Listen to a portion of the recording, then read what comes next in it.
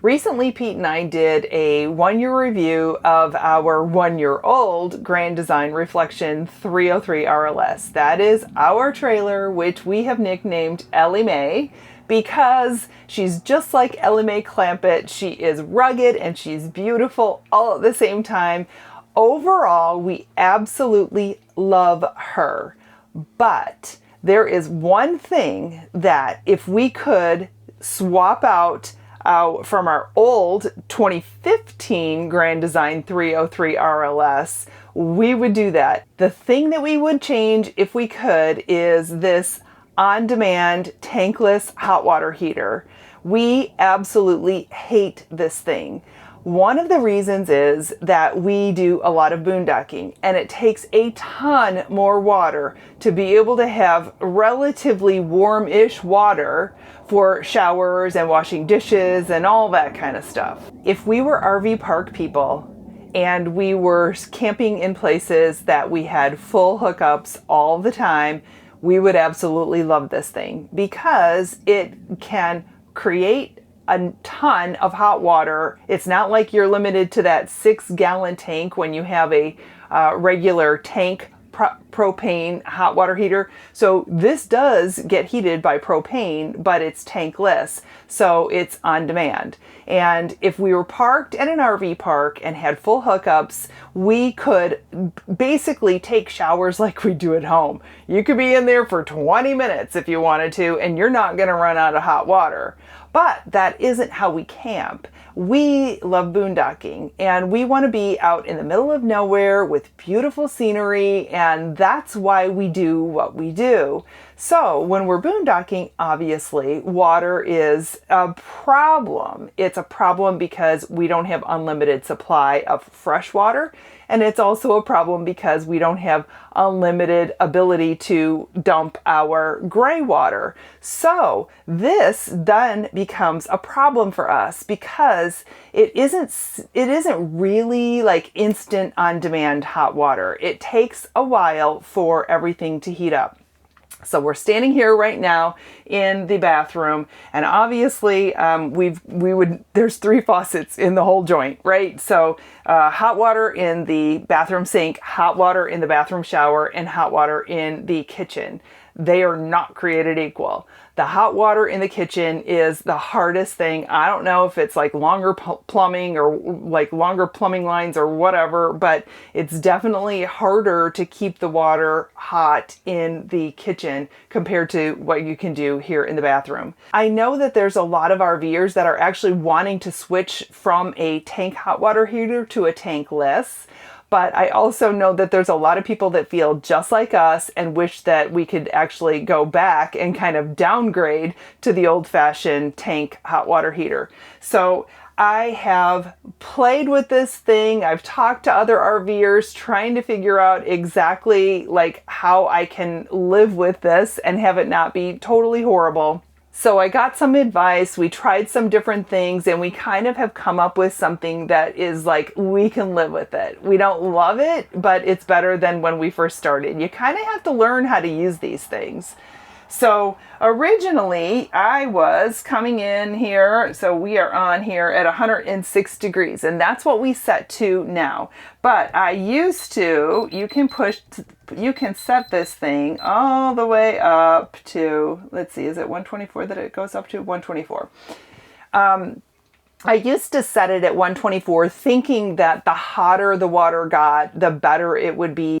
It felt like if the water started to cool down, it had a lot longer to go before it got like uncomfortable in the shower, or you're washing dishes in cold water. So my theory was like, turn it up as high as it'll go and we'll be in good shape.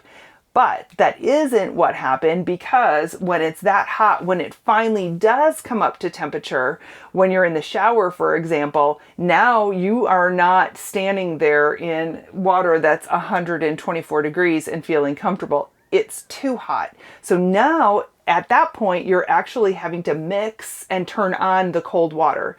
So what we're doing now is we're setting this thing down to 106, which is a comfortable shower.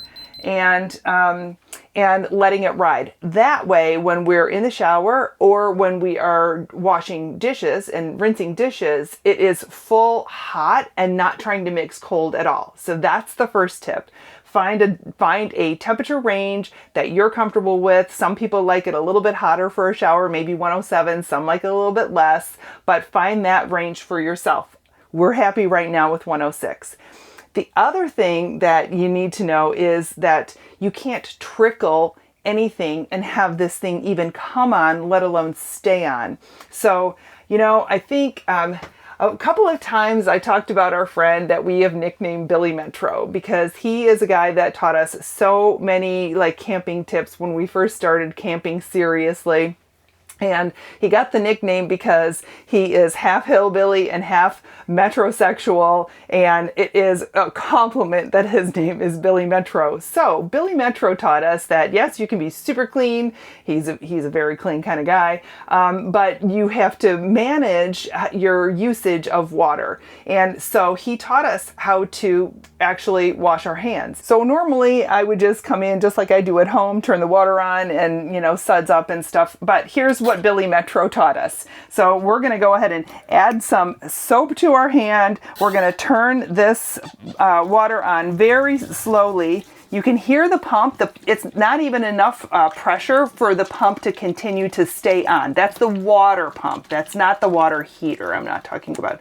So here, by the time I finish, I am washing my hands. I'm using that little trickle to soap up. I'm also rinsing at the same time. I think I just hit that hot water heater and it's turned off. Anyway, so I'm going to rinse, and that's it. That's how much water I'm using. Now, he taught us that not necessarily in an RV. When we were first camping, we were tent camping, and we had one of those 5-gallon water jugs that you sit on a tree stump outside with some soap, and that 5-gallon jug would last for everybody's hand washing, and actually we used it for some dishwater and that kind of thing. So that is how we learned how to conserve water when we're camping.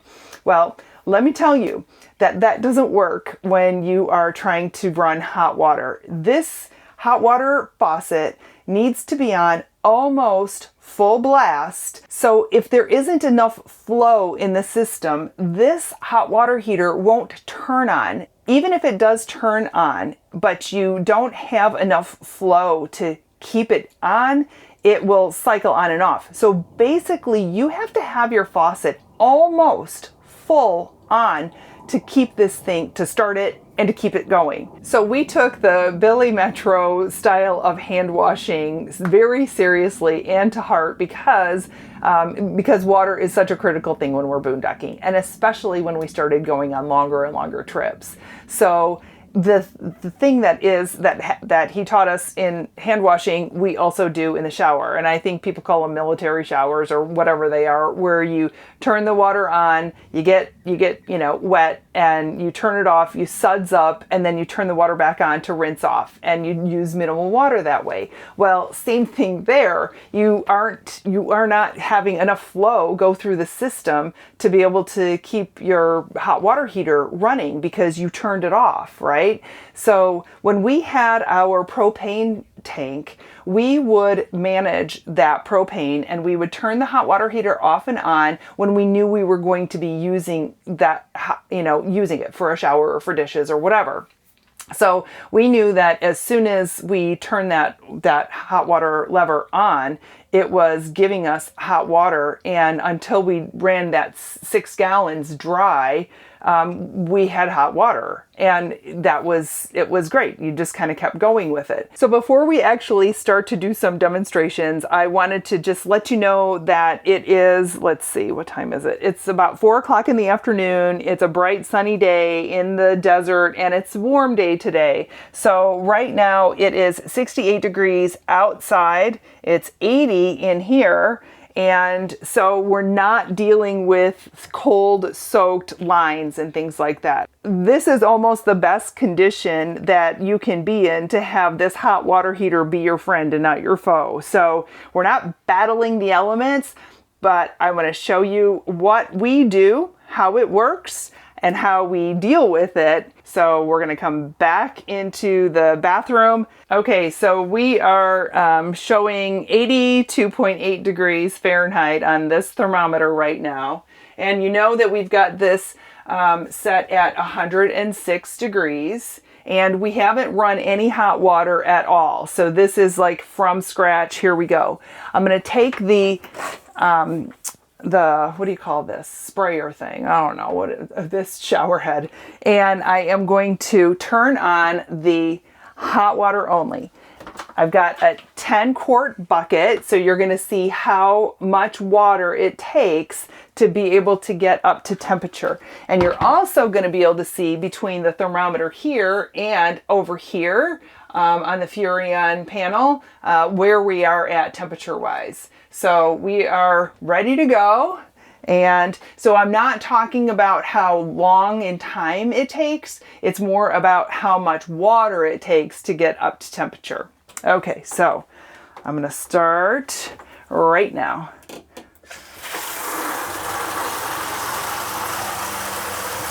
And this thermometer here is reading 76, 75 degrees. And we're at 78, 80, 84, 87, 88, 91, 92. What's happening on that panel over there, Pete? Oh, it says flame. So it's showing there's a flame. We obviously know we're getting warmer. 97 degrees. 98. And again, we're full on with hot. I want to show you what it takes. Yeah, we can take a shower in 98 degrees for sure. Okay. At the point that we were at 98 degrees, we have like the bucket is almost 3/4 full. You can see that, right? Here's the level on the bucket. So what we do now is we leave the bucket of water in here and we use it to flush the toilet, because otherwise we're just throwing like gallons and gallons of water away.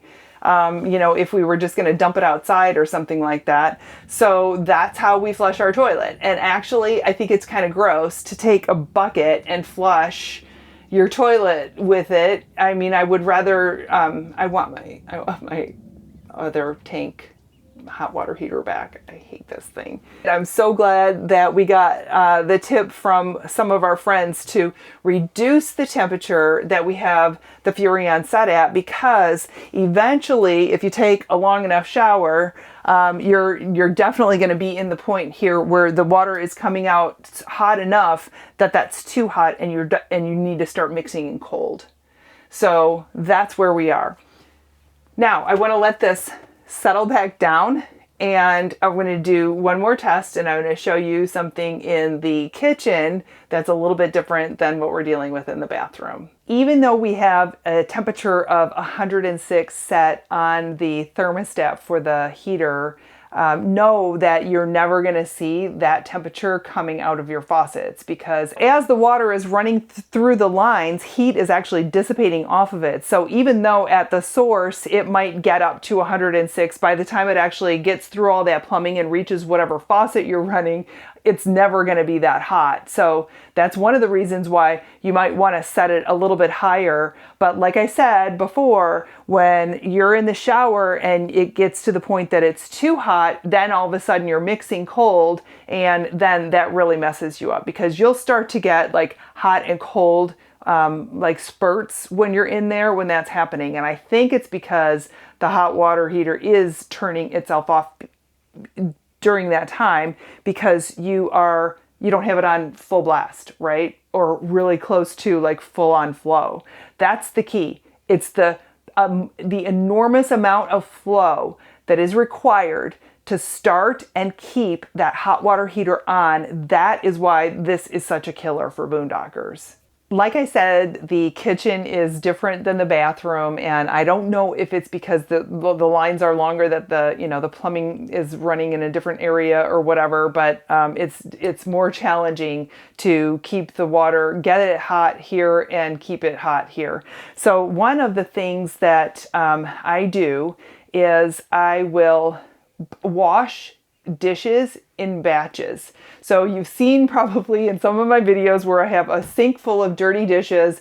That's because we take a paper towel, kind of wipe all of the food residue off of our plates and utensils and stuff, and we just kind of let the dirty stuff build up in here. And when I have a sink full, then I say, okay, I'm ready to, use the water.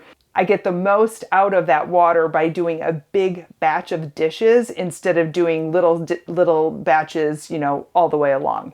And I'm a batcher. I like to batch. I like to batch a lot of things. So it works. I'm not having to do dishes every night. It's kind of nice.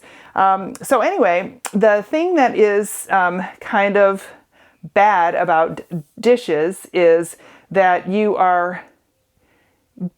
it takes less time and less water to rinse, let's say, a coffee cup than it does to rinse your body and, like get the shampoo out of your hair and stuff like that when you're in the shower.